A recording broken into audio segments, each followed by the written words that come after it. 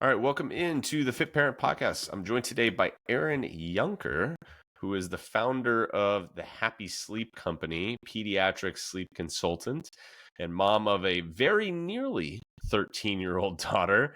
And I was on Erin's podcast recently. I actually don't know if it'll be recently at the point that this comes live. We'll have to kind of figure out the timing of it, but we recorded it recently.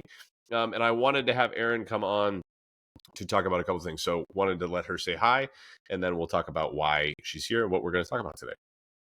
Absolutely. Thanks for having me. Hi. Yes, absolutely. So uh, we talk a lot on the podcast, Erin, about strategies for fitness and how the game is actually won or lost, not necessarily in the gym or in the kitchen, but it's the game ahead of the game, which is the 4 S's: sleep, stress management, strategy, and support. Things that make the execution a lot easier. And so obviously, a lot of parents here, a lot of parents potentially with young kids or various stages where sleep is not 100% in their control. Because it's one thing for a 23-year-old to be like, all right, I'm going to get 8 hours of sleep. It's another thing for an adult to be like, I did everything right, and my kid woke up screaming for 2 hours in the middle of the night. And so this is attempting to control the controllable. And it's difficult to control the controllable when the controllable is your kid, but there are certainly strategies to handle it. So I'm excited to have you on and to genuinely learn things that I probably should have done / things that I can be doing even now to maybe get a little bit better sleep with my kiddos as they're a little bit older. Yeah. And I think the tough word there is should.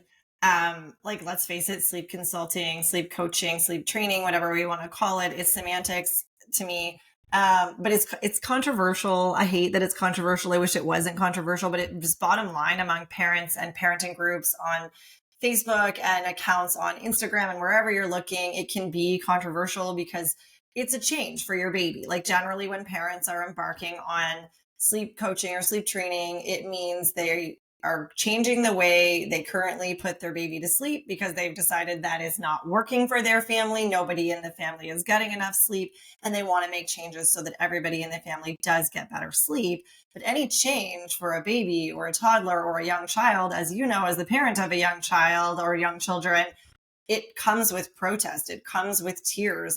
This is not the way I'm used to. I don't like this. And so I will just say off the bat that at the Happy Sleep Company, I mean, I have been doing this for over 10 years. I've worked with like over 4,000 families at this point. And I get that you don't come to a sleep consultant to just hear, well, let your baby cry and then eventually they'll go to sleep on their own. And I like parents to understand that there's more to sleep coaching than that. And we do have to be realistic that there are generally going to be tears involved when your child is going through a big change, and sleep is no exception. But it doesn't need to mean just leave your baby alone to cry with no support, right? Like, they need to hear your voice. They need to feel your touch. They need to be picked up for a hug when they need a hug, especially when they're going through a big change and things are kind of new and confusing.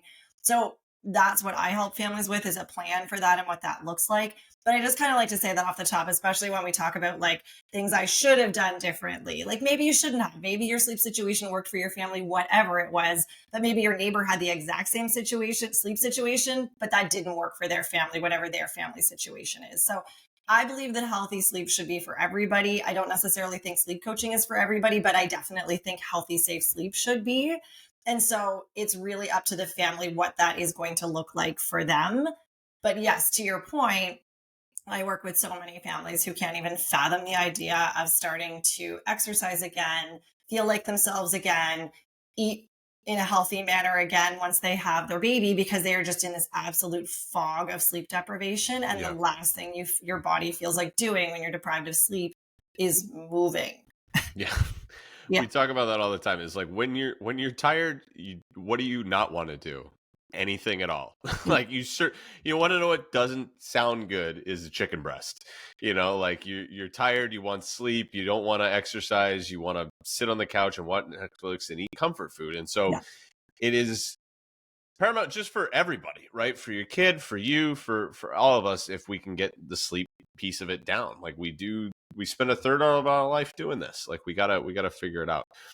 So obviously I want to like let you frame. I know that you have your five things, and I want to get through that. But I have like initial ones right off the jump that are, because you kind of touched on them a little bit, right? Because we were in the spot where all three of our kids did this differently.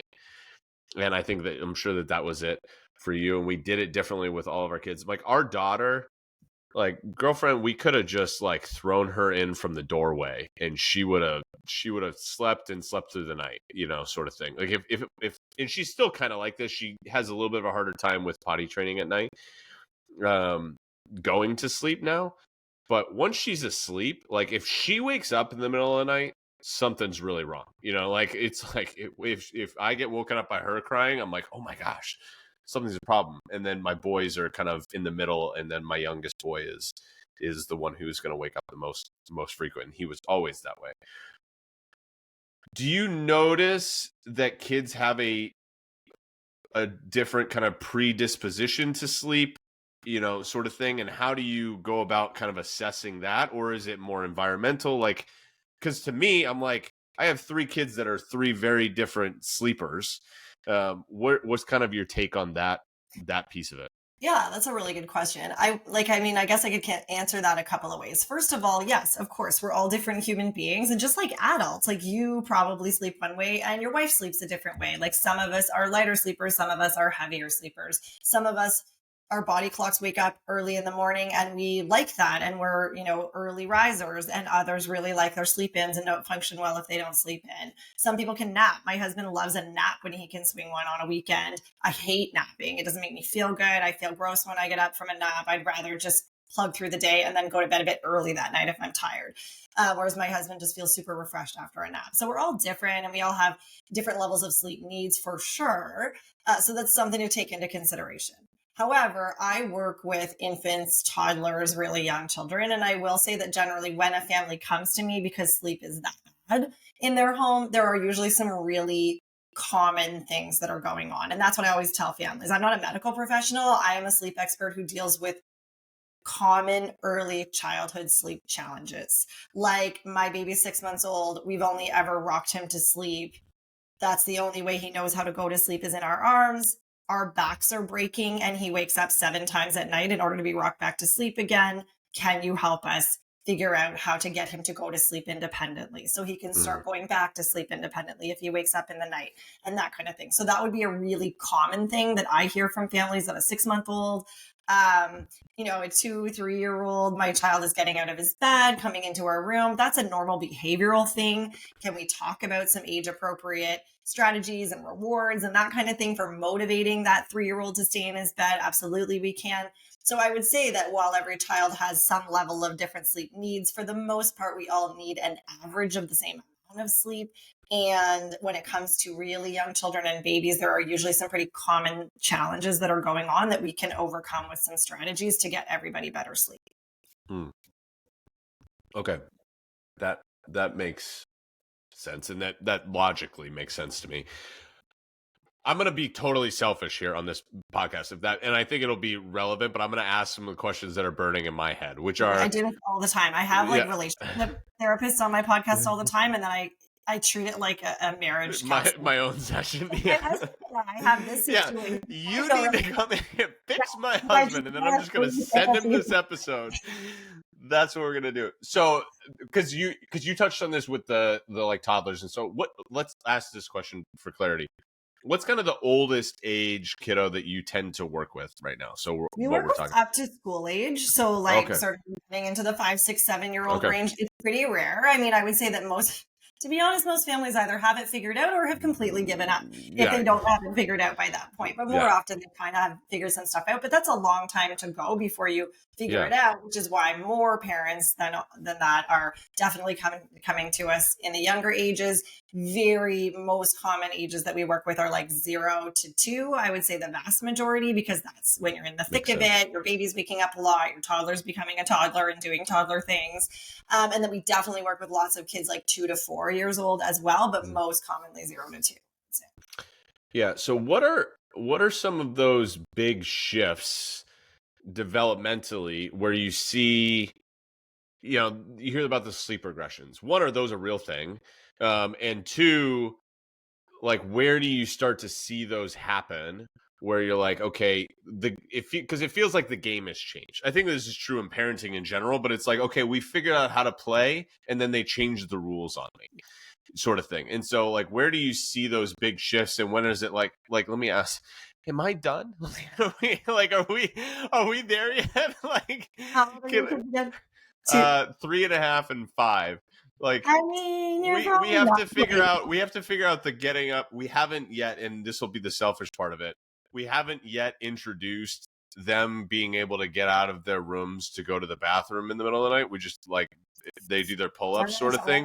We're going to talk about that one, and I have a whole podcast episode for you. I do want to hear about that, because I'm like, I don't want to, like, wake up in the middle of the night and they're in the room. Like, I'm just like, I'm holding on to that. Probably should have done it by now, but that's kind of where I'm at. Let's talk about sleep regressions, and let's talk about a little bit about potty training. I'm not a potty training expert, but I have had one on the podcast who I love, and I love her message, and we'll talk about that. Sleep regressions are a real thing, but generally when your child has a good foundation for independent, healthy, strong sleep habits, they are kind of a blip, or you don't even see all of them at all. The 4-month sleep regression that everybody hears about and is so afraid of.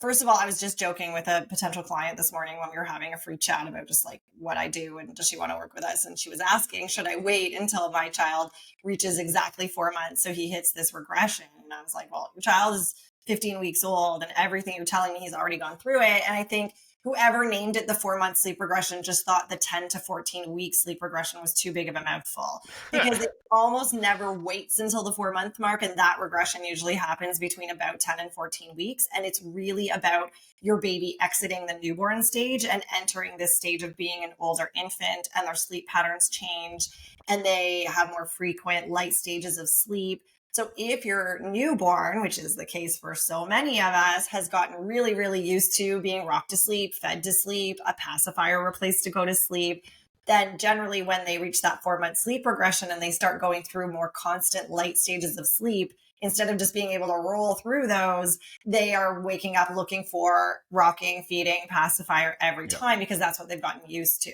That is not to say that rocking and feeding your newborn to sleep is a bad thing at all, but it is to say that you may get to this 4-ish month mark and realize this is the only way your baby will sleep now. And if that doesn't work very well for your family, then you may be looking at some sleep coaching to change habits at that point.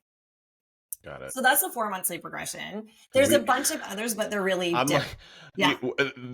I'm sure that you don't have this because you're in it more frequently. I've like blacked out that stage of life, and so I'm like going back to it right now, and I'm like reliving this, and I'm like, oh my gosh, that was the experience. I forgot about that. But this is the hard part, and you said it earlier. Logically, what I just said makes sense. But when you are a parent of a newborn and you're like 3 weeks into this, and you're dealing with like dirty diapers, you're a mom who's learning to breastfeed, or a mom or dad who's learning how to use bottles for the first time. Like, I didn't know much about babies when I first became a mom, and even the idea of like cleaning bottles, it's also overwhelming. And so you're trying to deal with all that, and your baby will fall asleep easily if you just rock them. You just do the easy things and you deal with it later. So don't, like, it's no shame or blame or saying you shouldn't do that. It's just a sort of heads up. You might find the only way to get around that in the future is with some sleep coaching, because you're creating a habit, which is fine. But if you want to change that habit later on, then we're going to have to change that habit later on. Okay. So there's that. The other sleep regressions really sometimes come for some children, sometimes don't, and they sometimes come in different stages. A lot of people will talk about something like a 6 to 8 month sleep regression. And I would say that one is a lot about physical development. Your child is learning to roll, crawl, stand. And so there's a lot of physical stuff going on while they're trying to fall asleep, and they're practicing like rolling or whatever it might be. There is something like a lot of people will refer to the 12-month sleep regression. I would suggest that's a lot about cognitive changes. Like your 12-month-old is starting to form words, and maybe they're just like blah, blah, blah, blah in their crib instead of falling asleep because they're trying to learn these words. This stuff usually passes pretty quickly if you just stay consistent with your usual strategies and don't get too fussed about it, I would say, because it's normal and it's a change. And once they get through that little milestone to the next thing, then they're good to go. The last one I would say, though, is what people call the toddler sleep regression. And that one's because your child's a toddler now. And that is a whole other ballgame because it's behavior stuff. Super normal behavior stuff, like my child used to just go to sleep easily when I put him in his crib, and now at 20 months of age, he's screaming at me when I leave the room, and what's going on there. And Yeah. I really like to talk about that because there are some accounts, books, articles that don't agree with this, but you'll hear this concept of your child is not manipulating you. Your child can't manipulate you. They're not manipulating you. They're just being a child. And I would say those are kind of the same thing. And I always joke with my clients and say, if your 2-year-old is not manipulating you, I would suggest they're not developing properly, because it is their job to manipulate situations to determine what the outcome of that manipulation is going to be. That's how they learn about life. That's how they figure out cause and effect and action and response. But then as parents, it's our job to recognize, okay, my toddler is doing a normal behavioral toddler thing in trying to manipulate the situation to see what the outcome might be. If I make the outcome going in at 1 o'clock in the morning and giving him a squeezy fruit pack, then that is probably going to be the outcome every night, because that is his understanding of the response to this situation manipulation. Whereas if I go in and I'm super boring, I give him some words and touch, I let him know I'm there for him, but I do not react in any big way or introduce something really new and interesting to him at that time, then this is probably just going to go away. And so that's the part I would say you need to be careful about with the toddler sleep regression. The thing that I really love about that is this is where I think, and this happens in the fitness industry, I'm sure you see it in the sleep industry as well, where people are going to give something a name and almost give it a solution when it's like, no, it's really not that deep. Like, it's not that complicated, where it's like, oh, it's the 2-year sleep regression. It's like, no, they're just being like, they're navigating sleep in this stage, right? Like, I remember when our son started to pull up, and there's like I have a picture on my phone of the monitor of him. I literally put like, I think I shared it to my story. I was like, how's your evening going, or something like that, where it was just like him up and like screaming, and it was just on the monitor because he's like, I can stand up now. Yeah. And he's just practicing standing up. And it's not necessarily a sleep regression. It's standing impacting sleep. It's words impacting sleep. And so it's where we can be like, oh, it's this. And we give it a name, and it's like, oh, that must be it. He's going through this. And it kind of, I think it feels better in the moment for parents, but it doesn't actually help. And I would almost argue the opposite, that sometimes it just feels like so heavy and scary because we name it, and it's like helpless. Oh, I can't do anything about it. Through the 2-year sleep regression, what will we do? Our lives are over. He's going through. No. Like, he's learning to stand, and he'll probably before 2 years, maybe that's the 12-month sleep regression, but he's learning to stand, and now he's done it, and you've gone in and reassured him, and he sat back down, and this goes, this maybe goes back and forth a bunch of times, but then like a few months later, this game it's boring, and we're done, and he wasn't going through the 2-year sleep regression. He was just learning to stand, and now he's good. Yeah. No, I can totally appreciate that, right? Like, it's meant to make us feel better, but it actually makes us feel like, well, then how do I solve it? Sort of thing, where it's like, oh, it's your cortisol for fitness, right? It's like, oh, it's your cortisol. That's why you can't lose weight. Oh, it's my cortisol. Like, that must be what it is. But then how do I fix that? And it feels like impossible, and it feels like another problem to solve. So that makes total sense. So I think what might be helpful, because I think that this is actually going to maybe inform in the very good for adults too, because I think sleep habits probably is my naive take on it.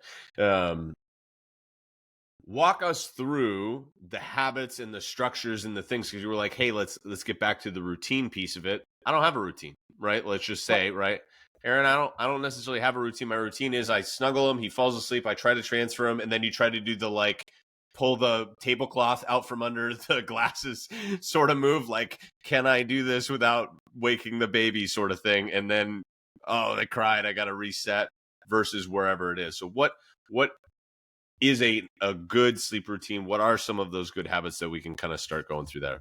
So I would say there's a big difference between the routine leading up to when you put your Okay. baby down and then what you do when you put your baby down. I would say that what you do when you put your baby down is sleep coaching. That's sleep training. If you're changing it, if you're Okay. looking to say, how do I Cool. go from a sleep transfer and the pulling of Yeah. the tablecloth and the glass, how do I go from that to just like putting my kid in the crib with their eyes open and walking away and they're just okay with it? That part really is sleep coaching. If you've only ever transferred your baby in that little dance that we all do to get them to go into the crib asleep, and now you don't want to do that anymore and you want a different way, that's probably going to be some version of sleep coaching, and we can talk about what different versions of that look like. I would say when you say routines, to me that means the stuff leading up to it and what good habits can we put in place just to like start our child off with success and ourselves. Like this stuff is for adults too, right? So well, this quick question before we go into that, just for clarity. How much of an impact, because I think you're going to go into this piece of it, how much of an impact have you seen with the routine beforehand versus the coaching within? So let me ask this question. If I'm in this spot where I'm like, okay, where would you start? Would you start with the routine? Would you start with the coaching? Or would you try to do both simultaneously?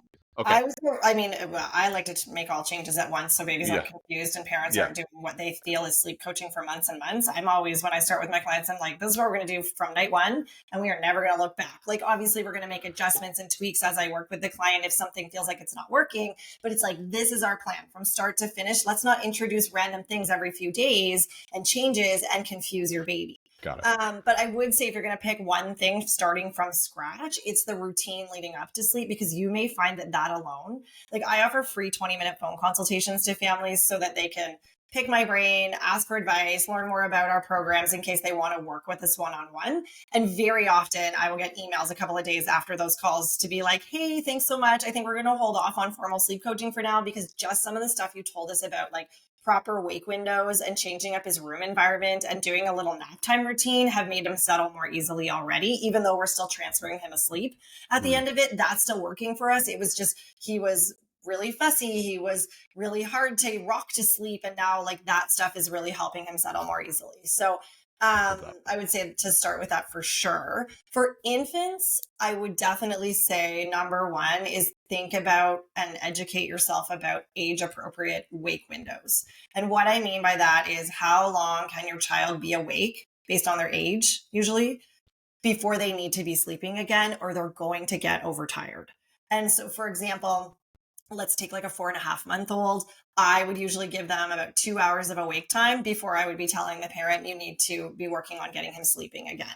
Because if you keep a 4.5-month-old up for 3-4 hours at a time in the day, he's going to get overtired. He's going to scream. He's going to be so fussy, and it's going to be even harder for him to go to sleep. A lot of parents still think, oh, if my baby's just super exhausted and I keep him up for really long periods of time, then he'll go to sleep more easily. It's actually not the case. And this is where it's similar to adults. A lot of times they'll think like, oh my gosh, I went to bed so much later than normal tonight. I'm exhausted. I had a huge day. I am just going to sleep so well. And then we don't. We get in our bed way past our bedtime, overstimulated, overtired, and we toss and we turn. And then we finally fall asleep and we have a restless sleep throughout the night. So if you can get your child down for sleeps, whether it's naps or bedtime, after an age appropriate amount of awake time when they're tired enough but not screaming and overtired, that's a really good start. We have loads of information on our website about wake windows and all that kind of stuff. So parents who are looking for that, we have sleep guides that are not about sleep coaching, but all just about proper wake windows, proper scheduling, sample schedules, when to transition from 3 naps to 2 and 2 naps to 1, and how to do that all on our website if parents are looking for that. But that's a really good place to start, is with proper wake windows. And then the routine itself. So we finish the wake window. We're going to put our baby down for a nap. Quick pause. I want to dig in on the wake windows real quick. Now that you're saying this, I think that there's actually, I'm pretty sure that I was on your website back when I was looking at wake windows. Awesome. I'm pretty sure that happened. Oh yeah, actually, I think you told me when I reached out to you. I'm almost 100% sure that this. I mean, again, I was sleep deprived, so I can't remember, but like I would guess that it's probably that. Because I'm curious about this, like super specifically, because I remember that there was a period of time, and maybe this was from you, but where the wake window like did a trickle effect, where it was shorter at the beginning of the day, and then so like we did like a 2-hour wake window. They woke up at 6. We did first nap at 8, and then it was like 2 hours, 3 hours, 4 hours, sort of thing. What's your take on that? Should it be more consistent? I'm just because I remember doing something along those lines. Usually a little more consistent than that from my perspective. You maybe have been on somebody else's website. That one probably wasn't yours then. The 2-3-4 schedule, that's funny that you use that example. Yeah. The 2-3-4 schedule is a very specific schedule that some sleep consultants do recommend. I would say more of us than not don't recommend the 2-3-4 schedule because there's only a very specific age that might work for. And I think it's usually recommended for like 6 to 9 month olds. And I would say 2 hours is too little awake time in the morning for a 9-month-old, and 4 hours at the end of the day is way too much for a 6-month-old. So I'm not a big fan of the 2-3-4 schedule. Probably explains a lot. To answer your question, I would usually recommend something a little more consistent. I will say babies are, interestingly, usually most ready for their first sleep of the day. They haven't had time to get cranky and overstimulated yet. We want to get them down before they get any semblance of overtired. So usually for me, the first wake window of the day is a little bit shorter than all the other ones. Then the rest of the day, usually I'm working with consistent wake windows. So for a 5-month-old, I would suggest usually 2 hours of awake time before the first nap, but then like 2.25, maybe 2.5 leading up to the other naps and bedtime. So a little bit more than the first window for the rest of the day for a 5-month-old, for example, but they're consistent the rest of the day. I don't generally recommend at any age that we're going from like 2 to 3 to 4 to more than that because we're going to get overtired. Got it. That makes total sense. Yeah. And then the routine itself is really, I mean, my podcast that you were on is actually called Sleep Cues for a reason, because I am such a huge proponent of giving your baby cues that sleep time is arriving. A lot of parents are trying to, like, some parents will say to me, I don't want to give my baby a bath at bedtime because he loves the bath and he gets too happy and excited in it. And then I'm worried he won't calm down for bed. Well, that's okay. Like it's okay that your baby is happy and excited during their nap time routine when they're looking at books with you, or during their bedtime routine when they're splashing around in the bath, because it's not about getting your baby sleepy and lulled and drowsy. It's not like adults where we're like having lavender scented candles and jazz music playing while we're trying to calm down in the evening in our bath. It is just about cueing to your child that sleep time is arriving soon, doing very consistent things every day. So a nap time routine can be super quick and simple. Like we go to our child's room, we put on a sleep sack. I'm a huge proponent of sleep sacks. With lots of stuff on our website about all that. But it's also, among other things, it's a good cue. It only goes on for sleep. So when it goes on, your baby starts to recognize like, oh, okay, I think this means sleep time is coming up. I can start to sort of mentally prepare for that. And then we read a little book. Okay, now I've got this thing on and this cardboard thing's in front of my face and my crib's over there. Okay, I'm really thinking sleep time is happening. And then maybe as we put our child in our crib, we say a little key sleep phrase. And we say the same thing every time we put our child down for a nap and for bedtime. And over time, they really start to understand these things mean sleep time is arriving. At bedtime for infants, I always include a feed. In addition to all that other stuff, I include a feed as part of their routine to top their tummy up for the night, and a bath. I am a huge proponent of a bath every night as part of a child's bedtime routine, whether we're talking infants, toddlers. By the time they're preschoolers and school age, you just want a bath because they kind of stink and they're really dirty, to be honest. But for infants and toddlers, the bath as part of bedtime is really more about that cue. A bath is so different than anything else that happens in your child's day that they really start to understand if it happens as the first part of their bedtime routine each night, like, oh, right, I'm in this crazy water thing, and this always comes right before my big long sleep in my crib. So this isn't a nap. What's coming up next is that big long sleep in my crib. And it helps your child kind of prepare for that. For anybody who's worried about dry skin, eczema, I get a lot of questions about that with a bath every night. I would just say, like, it's a splash around in the warm water. It doesn't have to be soap and bubble bath every night. Got it. Okay, that was going to be one of my follow-up questions. I think that makes I was thinking about it because they learn this. The last phrase before bed. I still do it with my son, but I remember the first time that he said it back to me. It's like, so cute. It was like it was one of my favorite moments, and he still will do it. Like, you know, now he's 5, and so he has moments where he's like, yeah, but he does that sort of attitude. Yeah. But generally speaking, makes total sense. And again, if you want to, I did an episode, not you, but you, the listener. Right, I did an episode called The One About Sleep that was like some sleep strategies for adults. And a lot of these are similar, which is like, hey, sleep cues, like trigger your body that like it's the Pavlovian effect, right? Yeah. The idea of like, hey, this indicates to my brain that this is happening. So if you get into those routines, that I'm glad to hear that. That makes a lot of sense to me. So then go from there. What are the next tips that you would take somebody? All right, hey, like we can just start this. Wake windows, bedtime routine. Bedtime routine, proper sleep environment for sure. Again, babies, toddlers, adults too. A lot of us do not have a good sleep environment, as an environment that's conducive to actually sleeping. So super, 1,000,000% can't see your hand in front of your face dark is what I recommend for everybody's room environment. So blackout blinds covered by blackout curtains for your baby's room. A lot of people will say two things to me about this. One, I'm worried my newborn's going to get their days and nights confused if I do that it's so dark in their room during the day. Darkness during the day is just going to help your baby sleep better. That's not what's going to make them get their days and nights confused. What's going to make them get their days and nights confused is if you let them nap for 4 to 5 hours in the middle of the day. So you really just need to cap their naps at a couple of hours during the day and then keep them up for an age appropriate amount of awake time in some bright light, talking to them, feeding them, changing them, and then put them down for their nap. Oh, they've been asleep for a couple hours, better wake them up again, because just letting them sleep too long in the day is really what causes that. Other parents will say to me, won't my child get like addicted to sleeping in the dark and only ever be able to sleep if it's super dark? And then what do I do about that in the future? And I'm like, I'm 42 and I still have like custom blackout blinds and curtains in my room.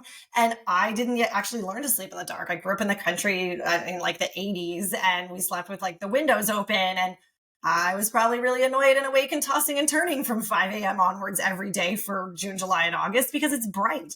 And that's what happens. Like we still sleep as adults will, like, or when your child's older, an older child or an adult, they will sleep even if they have in the past learned to sleep in a super dark room and now they don't have a super dark room.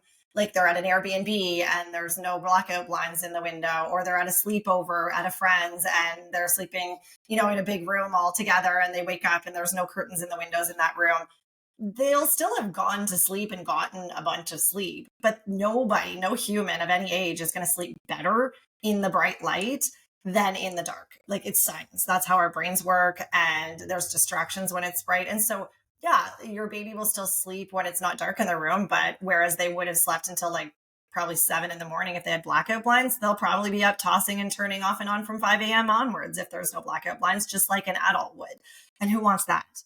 It's also 2025 and there's a product for everything. So in my mind, there is no excuse for not making every room you sleep in around the world, whenever you travel or anywhere, blacked out. Like there's portable blackout curtains that you can just roll up in a bag and take with you and stick in the window with suction cups. So there's no reason not to create a super conducive, sleep conducive environment for you and your child. And why wouldn't you? Like who doesn't want more sleep and better sleep for yourself and your kids? Like everybody does. So just make it easier on yourself, make it dark, make it quiet, use a sound machine. Most of my clients use sound machines. They just like a nice white noise or brown noise in the background drowns out birds chirping at 5 a.m. A garbage truck lumbering down the street at 8 p.m. when you've just finally gotten your baby to bed for the night or something like that. So I also recommend a sound machine for babies and adults because it helps you sleep better. Thoughts on night lights? I don't love a nightlight for a baby because I just don't think it's necessary and it's just another distraction. When a child is old enough to verbalize a fear of the dark, not every child develops a fear of the dark, but it's a thing. It's a learned thing. Babies, infants, science will suggest, cannot be afraid of the dark. It's not possible. It's a learned thing from other kids and movies and chats at daycare and books and whatever it might be. So a toddler might express a fear of the dark. And if that happens, then I would say, sure, like a dim red nightlight or something like that might be helpful for your toddler. But prior to that, not necessary. And like a dim little light to calm that fear of the dark, not 1,000 bright stars on the ceiling that's going to keep your child awake. Yeah. I think that so this is fascinating for me because I'm like, why? Because I was going to ask you, like, how can I get my 5-year-old to sleep when it's 5:30 in the morning? And it's probably just like, it could be. So that is another one where parents will come to me and be like, what are your suggestions for my 5-year-old? And something as simple as like, what do you got in his room for blinds? I'm like, oh, those like white twisty blinds. I'm like, okay, well, why don't you just like throw a roller shade in there and throw some really good quality blackout curtains over top and see how that goes. And for some parents are going to come back to me a few days later and be like, no, he's still up at 5 a.m, Erin. It's something more. And then it's probably a behavioral thing that we need to chat about. But for some parents are going to be like, wow, I'm really glad we didn't pay you for your services. No offense, but we just needed to spend the money on some good quality blackout curtains. And now he's sleeping better. Yeah. No, that makes total sense. And I think that the idea of like, why there's a logical incongruence of, I'm not going to do this thing that happens every single day so that for the exception, right? I'm going to make the rule not happen so that I can handle the exception rather than just handling the exception. Okay, Jeff, I need to when we record this, I'm going to take the clip. I'm going to just share this because I say this to parents all the time. They're like, well, what about when we go to Florida every February for 5 days. And if I get my baby used to sleeping in the dark at home, what if I can't take a portable blackout curtain or I can't cover all the windows at the condo in Florida for those 5 days in February? And I'm just like, for real? Like, you want to sacrifice the other 360 days? Yeah. Just hoping that making him sleep in the bright light on all those 360 days will help you out with those 5 days in Florida. No, I would just make it more sleep conducive at home. And if you can't figure out a blackout solution on those random occurrences where you are sleeping elsewhere, which is such a tiny portion of most of our lives, then so be it. It's a few nights. That would be the equivalent of saying, I don't want to start a workout routine because when I travel, I can't do it. You would be maybe not, but shocked at how often I use fitness and nutrition examples when I'm making analogies. No, I 100%, because I do it a lot. Everybody who listens to the podcast knows that I make a lot of parenting analogies to fitness, and I make a lot of finance analogies to fitness because and I'm sure you see this, right? Like anybody who coaches anybody has, I think, realized human behavior is human behavior. It's a little bit of like, all right, what are we applying it to? But the things that get in our way are the things that get in our way. And our way of thinking is our way of thinking. And we just kind of do this all or nothing mentality. And so that makes total sense to me. So I got to get blackout curtains. Just, again, super specific for me. So we have a hatch. I'm sure you know of hatches, right? So I should change it to the red, not the white. There's a bunch of research that's come out in recent years on the red light. So I said red, just to kind of go in line with some of the research that's come. Again, I'm not saying that I'm gonna, this is gonna be the game changer, but best practice is probably worth hey, that's a low, that doesn't require any effort for me. That's one button to change. Yeah. I also use when I work with preschoolers, when I get them to stay in their bed, and I just red for bed. Yeah, so red for bed, and then green when he wakes up in the morning, and that sort of thing. Okay, that makes total sense to me. Okay, so we got the sleep environment. So we got the bedtime wake windows, sleep bedtime cues, sleep environment is set up, temperature. Usually, you're in the States. You're in the States? Yeah, we're in the States. We'll do Fahrenheit. Everybody else can do the math. Celsius is the worst. There's not enough numbers. You need more numbers. Okay, so 18 to 20 degrees Celsius, which I want to say is 64 to 68. Don't quote me on that. Do the math. Somebody. Yeah, we'll do the math. 18 to 20 degrees Celsius. I'm in Ottawa, Canada, for those who didn't know that. Yes. 18 to 20 degrees Celsius is usually the recommended optimal temperature for sleep. Now, I will say that is one thing that is very much out of most people's control in a lot of situations. I have air conditioning in my house. I think my ductwork is terrible or something because we just sweat all night in the summer in our rooms, even though we have air conditioning. So you have to look at how to dress your child, right? Based on your own individual temperature in your house. Lighter clothing for hotter months. If your air conditioning works better than mine and your house is really cool, maybe some more layers. There's actually a blog post on my website about, this is the temperature in your child's room. This is the thickness of your sleep sack. If you're using a sleep sack, or you could consider the blanket, this is how I would dress your child underneath based on these two things. So you can take a look at that. Oh, that's really cool. That's really interesting. Okay. So anything else on the environment side of things? Because those also feel very applicable to adults. I would say the next part is the hard part. Where all right. What's the next part? Your child's still not sleeping well. Yeah. So the next part is sleep coaching. And here's where, like, anybody who's listening who you advertised you were having a sleep coach on might be like, okay, I want the secret sauce. I want to know exactly what sleep coaching can and should look like. And I never try to be elusive about what sleep coaching is. Like, a lot of people will come to me and be like, okay, I know this is what you do for a living, is like telling people what kind of sleep coaching strategy to use and exactly what it looks like. So I don't expect you to do that for me, but can you just give me an overview? And it's like, it's 2025. You have Google. Jeff cannot, like, nobody, I can't tell you anything that you can't find somewhere for free. Yep. And this is where it goes back to coaching too, right, Jeff? Like, you know this too. You don't have the secret sauce to fitness. You don't have, there's nothing that you know that someone couldn't find if they Googled it. The thing about sleep coaching, and especially if you're hiring a sleep coach, is they're going to narrow it down for you. They are going to give you, okay, now I know you, now I know your baby, I know your baby's age, I know exactly what your sleep challenges specific to you and your family are. Here's a plan that I am very confident is going to work based on that. So that's something to keep in mind. I would also say that a lot of people will suggest, oh, there's so many different sleep coaching methods that I read about online. Maybe not. I always tell families there's 4 ways to get your baby to go to sleep.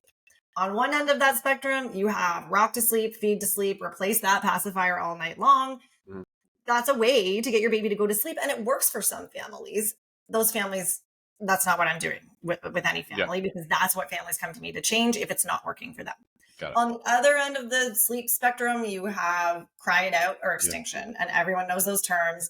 But I would say that I like to make it clear that A, not my approach, but B, cry it out extinction, if you're talking about it in its traditional sense, means you put your baby in the crib awake, you walk away, you do not return at any point overnight. And whatever happens, your baby's in their crib, they're crying, you don't go. Some families have success with that approach, but it's not my approach. That's not what families come to me for. Somewhere in the middle, because we've been saying, like, logically, this makes sense to me. Logically, that makes sense to me. Well, logically, somewhere in the middle of those two things, if you're no longer wanting to or able to rock, feed, replace pacifier to go to sleep, and you don't want to do cry it out extinction, or that doesn't feel good to you, all you're going to have left logically is either some kind of sitting in the room approach or some kind of timed check-in approach, I will call them. And so most families listeners are going to nod their heads and be like, okay, yeah, right. That's most of the approaches I've heard sound like either comes some kind of sitting in the room approach or leave and check approach. Those are the 2 main approaches that I'm going to use with families. And honestly, the 2 main approaches that I would imagine most sleep consultants use with families. But the nuances of those approaches are where it can feel like there's a million different approaches to sleep coaching. You know, when I work with families, we get really specific about it. So I use a sit in the room approach with a lot of my families, because for a lot of families, sleep coaching is creating a big change for their baby. I work with families whose 8-month-old has never slept in a crib. They've only slept in their parents' bed. They've been co-sleeping exclusively for 8 months. And tonight, when they start sleep coaching with me, is the first night their baby's ever going to go in a crib. That's a big change. And that's an example where I would say we're going to take a sit in the room approach, where a parent is right by the baby's crib the whole time while he's learning to fall asleep. We have to get pretty specific about, okay, we can't just be overstimulating and be chatting and singing to him the whole time we're sitting there. He's never going to fall asleep. But we also want to make sure he knows you're there, that he can hear your voice, that he can feel your touch, that you can pick him up for a hug if he feels like he needs a hug. And so we walk through what that looks like, how long you sit there, where you sit, what you do. But that can be a very successful approach to sleep coaching when your baby's learning something so new. The hard part is that you can't use the sleep crutches that you've used before. If you're going to get to the other side of this, we can't just pick him up and pull him into the chair and rock him to sleep, because that's what we were doing before. That's what we were trying to change. So we need to be there for him, but not go back to the sleep crutches. A lot of parents I just had a conversation with a family this morning. I presented this type of idea and they were like, that sounds horrible. No, we cannot, neither of us is going to be able to sit there and do that. We will be so anxious. We will be stressed. We will be sweating. He's going to feed off of that. That doesn't sound good to us. I'm like, okay, let's talk about leaving and checking. So then we talked through an approach where they would put their baby down awake and leave. But then, okay, how long are we comfy leaving for if baby's upset before we go back and reassure him? What does that reassurance look like? Words, touch, like how long are we in there doing that and then leaving again? And what does that all look like? So that is another approach you can take that can be really successful. bottom line is you don't need to leave your baby alone for huge extended periods of time with no support, i.e. cry it out or extinction, to have success with sleep coaching. You can be there for your baby and help him learn new things. It's still challenging. There are still tears involved. I'm never going to be anything but transparent about that with families, because I think families need to be prepared that it's not going to be easy at first, just like with any change. But there are ways to do it where you're supporting baby. I think the expectations is huge, right? Expectations drives perception, perception drives reality. So oftentimes I think parenting can feel very lonely. Like my baby is the only one doing this, right? And all of that. And so the fact that you lift the veil and be like, nah, this is going to be hard. But I think the other thing that's a parallel to the fitness industry is that there are principles that are true, but the execution can be customized based on comfort, right? So like there are principles, like how frequently do I eat, as a for instance, right? Like there isn't a hard and fast rule. Like there's what we're trying to accomplish within the eating, but it could be like you could maybe do a little bit more frequently on the check-ins for comfort for somebody who needs it on the front end versus other people and other babies. It's like, hey, for your sake, I would actually say, like for us, for my wife and I would have said probably we needed to do longer check-ins. Like, and some families will tell me that. They're like, you only want me to wait X period of time before I go in? I'm pretty sure my baby's going to be way too stimulated by that based on what we've tried before. Are you okay, Erin, if I wait longer? Yeah. And it was for us too. I'm like, if I have to get up and go in every, minute or 2 minutes, I'm just going to get like frustrated by the time I go in. And so some of it is maybe learning the kid, but also learning the parent, and like, how are they going to be able, for the idea of good for those parents for having the like self-awareness to be like, I'm going to present myself this way and baby's going to feed off of that. So like, how much of it is, let's ask this question. This is maybe an odd one. How much of this is baby driven versus how much of this is parent driven?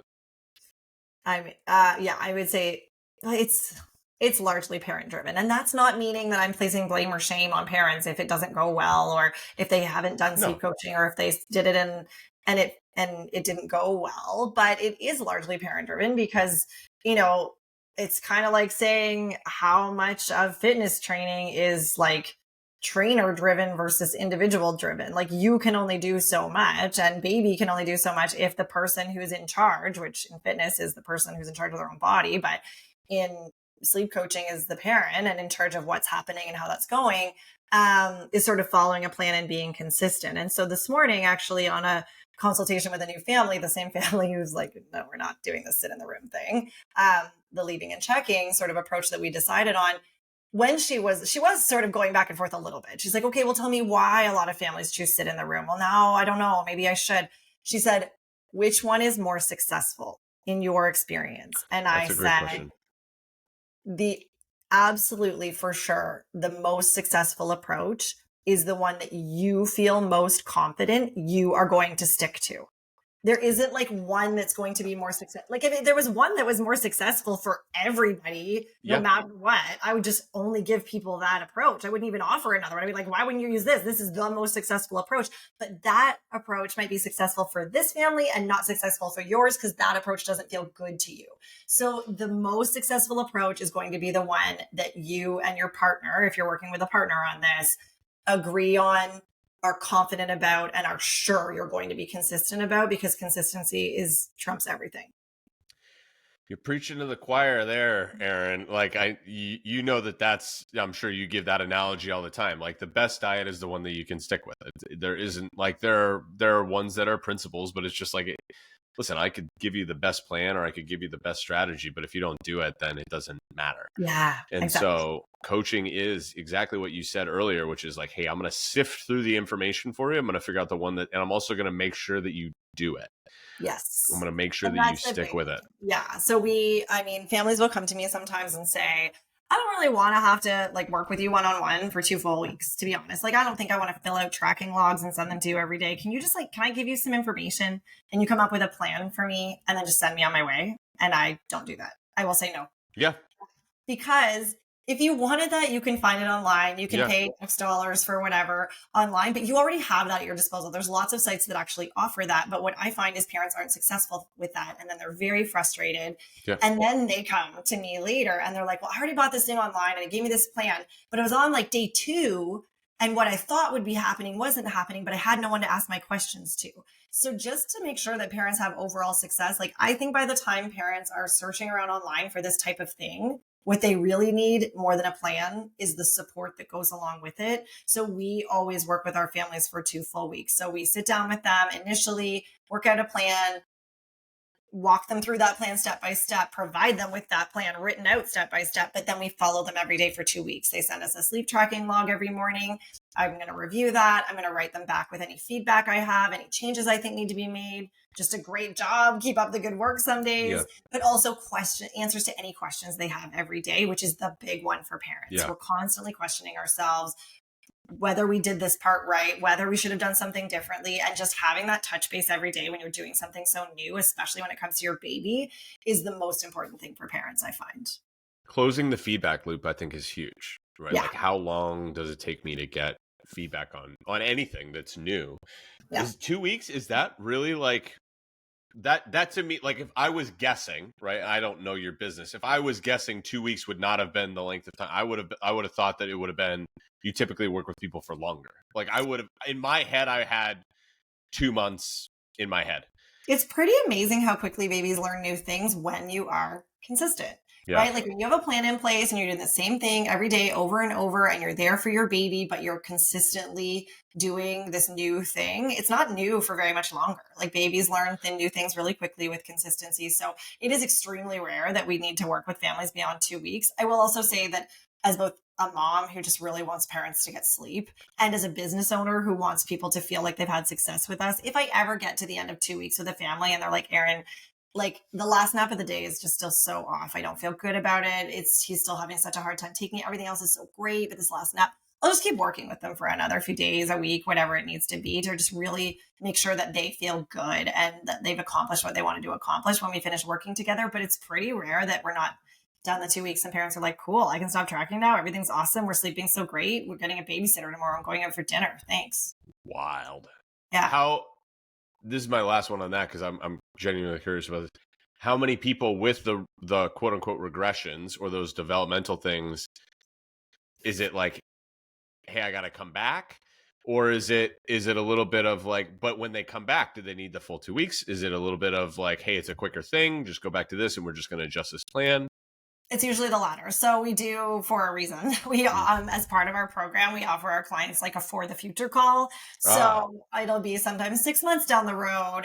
Sometimes I get emails from clients who are like, hey, remember us? We worked with you 2.5 years ago, and now we're moving our child to a big kid bed and we have a bunch of questions. We moved our child to a big kid bed a few weeks ago and it's not going well. We have a bunch of questions.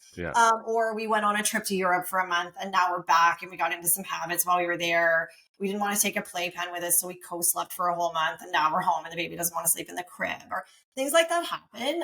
Usually I would say it's like a talk and a reminder of the basics and going back to our original strategy. And they're emailing me within a few days to be like, thanks for that call a few days ago. We implemented those things. We just needed a reminder about how important getting back to the basics, being consistent, reminding our baby of what's familiar to them, and we're good to go. Again, the simple stuff works. This is kind of in general with fitness too. It's like, hey, when people are like, oh, I have a client who, she's been with me for a bit and she's like, I would love some new information. I was like, there is no new information. Like there's not necessarily new stuff. It's just like, go keep doing the things that you've been doing more and better, and, and apply them to these different contexts. But I think that this is also encouraging that, like, listen, you can change this dramatically. You can change your life dramatically in 2 weeks. You can change it for a baby, but you can also, as an adult, you can change it for you. Like, you can change how you are sleeping in a very quick turnaround time to improve all of these things, like habits and all of those types of things, because you're an adult.